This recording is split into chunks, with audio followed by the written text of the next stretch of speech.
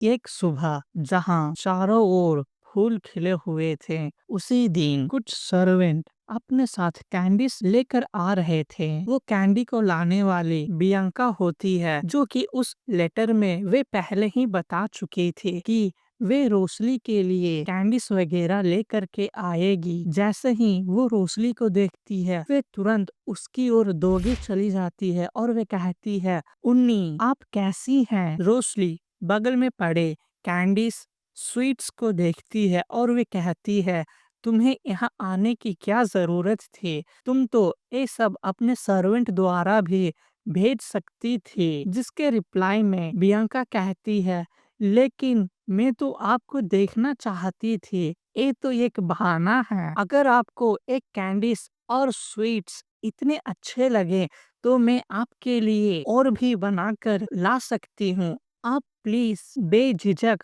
मांग सकते हैं। और वे रोसली से एकदम लिपटते हुए कहती है, उन्नी क्या हम अगले बार जब मिलेंगे तब शॉपिंग चले? रोसली बियंका को अपने से दूर करना चाहती थी और वे कहती है, ठीक है, क्या तुम थोड़ा साइड हटोगी? मैं तुम्हारे साथ शॉपिंग चलने के लिए तो तैयार हूँ, लेकिन मैं प्रॉमिस नहीं करूंगी। बियंका मुस्कुराते हुए रोसली की ओर देखती है और वे कहती है, अच्छा ऐसा क्या? तो फिर आप अभी चलिए। सीन कट होता है और हम देखते हैं रोसली और बियंका को। वे दोनों शॉपिंग करने के लिए आ जाते हैं।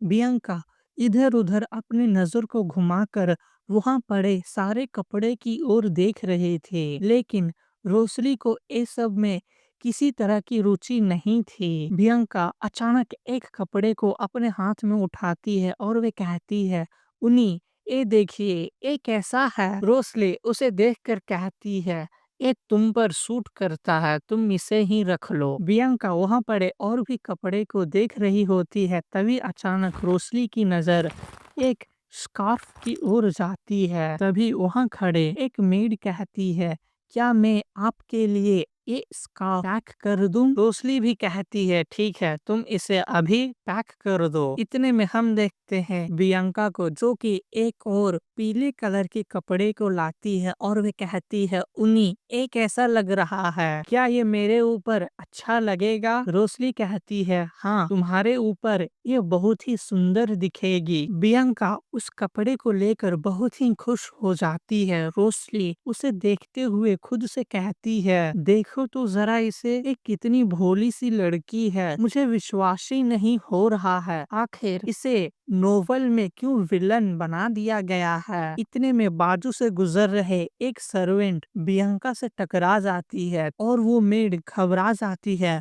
और वे तुरंत ही झुक कर कहती है, मुझे माफ कर दें। बियंका उसकी ओर गुस्से से देखती है और वे कहती है, क्या तुम मुझे हीन भावना से देख रही हो? क्या तुम अपने आँखों को सही से इस्तेमाल नहीं कर सकती? अपने आँखों को खोल कर चला करो, ठीक है? वो सर्वेंट बहुत ही ज्यादा घबरा जाती है और वे कहती है, मैं आपसे तहे दिल से माफी मांग रही हूँ माय लेडी, मुझे प्लीज माफ कर दें। रूसली ये सब देखते हुए सोच रही थी, शायद इसीलिए इसे विलन बनाया गया है। इतने में उस शॉप की ओनर भागी भागी आती है और वे कहती है, प्लीज मुझे माफ कर दें, अगर आपको और भी कुछ खरीदना है तो आप बेझिझक होकर मुझे बता सकती हैं माय लेडी। वे जैसे ही बियंका की ओर मनाने के लिए जाती है, तभी उसके हाथों से गलती से बगल में खड़े वो पुतला हिल जाता है, जो कि सीधा बियंका की ओर गिर रही थी। बियंका इसे देखकर डर जाती है। तभी वहां पर रोसली आ जाती है और वो उस पुतले को गिरने से रोक देती है। रोसली उसे रोकते हुए कहती है, मुझे ऐसा लग रहा है तुम इस सारे पुतले को क्यों ना दीवार से सटा कर रख लेती हो। वहां पर दो मेड उस पुतले को संभाल रहे थे और वे कहते हैं, प्लीज मुझे माफ कर दे माय लेडी, हम आगे से ध्यान रखेंगे। इतने में बियंका गुस्से से कहती है,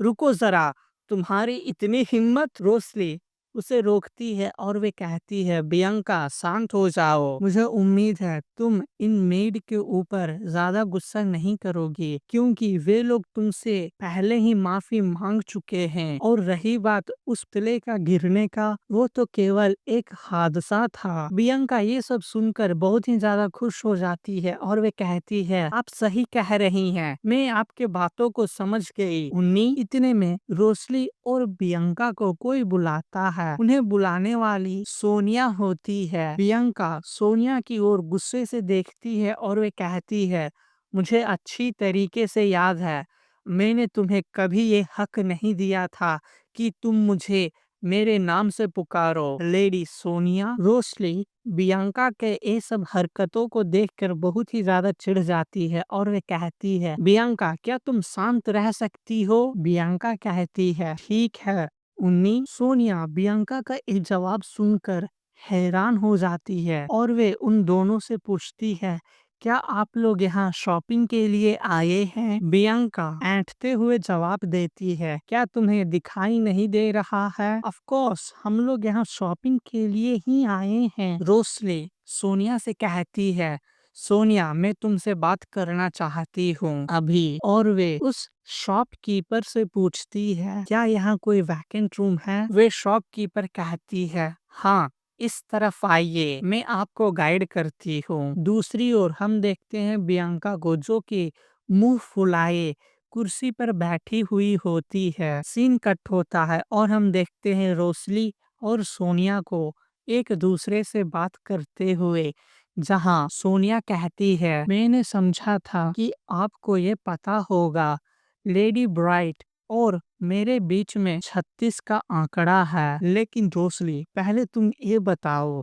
तुम दोनों आखिर इतना करीब कैसे हो गई हो, जबकि तुम्हें सब चीज मालूम था? जिसके जवाब में रोशली कहती है, कुछ दिनों पहले बॉल में हम एक दूसरे से मिले थे। जिसे सुनकर सोनिया गुस्से से कहती है, तो क्या तुम बता सकते हो आखिर वहाँ हुआ क्या था? क्योंकि मैं चाहे डार्विस से कितने ही बार क्यों ना पूछूं, वो मुझे कुछ नहीं बताएगा, इसीलिए तुम ही बता दो आखिर वहाँ हुआ क्या था। और तुम दोनों को देखकर ऐसा लगता है तुम दोनों के बीच में किसी तरह की सीक्रेट है जो कि मुझे पता ही नहीं। रोशली सोनिया को इतने गुस्से में देखकर वे उससे कहती है, सोनिया क्या तुम शांत हो सकती हो? मैं तुम्हें सब चीज बता दूंगी। और हाँ, अगर तुम चाहती हो बियंका तुमसे माफी मांगे तो मैं उसे यहाँ बुला सकती हूँ। जिसे सुनकर सोनिया और भी ज्यादा गुस्सा हो जाती है और वे कहती है, जो काम मैं नहीं कर सकती तुम उसे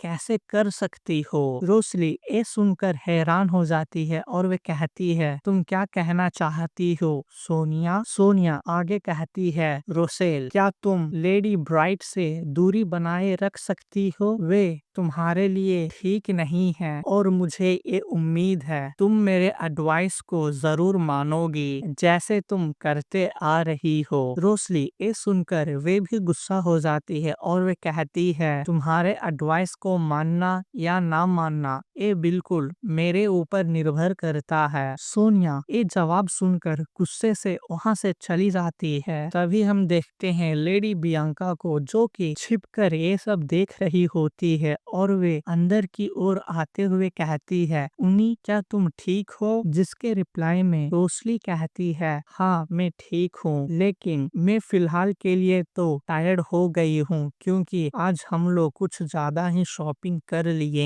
हैं। जिसे सुनकर बियंका भी मुस्कुराते हुए कहती है, हाँ अब मुझे भी ऐसा लग रहा है शॉपिंग को बंद कर देना चाहिए। इतने में रोशली अपना हाथ को उठाकर बियंका के सर को सहलाने लगती है। बियंका रोशली का ये हरकतों से काफी ज्यादा खुश हो जाती है और वे कहती है, मुझे विश्वास ही नहीं हो रहा है उन्नी मेरे सर को सहलाए हैं। इतने में उसकी नजर सोनिया के ऊपर पड़ती है, जो कि बाहर कहीं जा रही थी। सोनिया को वहां से गुजरते हुए देखकर बियंका रोशली की बात याद कर रही थी। इतने में वे अपने असिस्टेंट को कहती है, चाय चैरियट को रोक दो। और वे पीछे से लेडी सोनिया को आवाज लगाते हुए कहती है, लेडी सोनिया। सोनिया भी पलट कर देखती है, जहां उसकी नजर लेडी ब्राइट के ऊपर पड़ती है। और इसी के साथ ये चैप्टर खत्म होता है। मिलते हैं अगले चैप्टर में।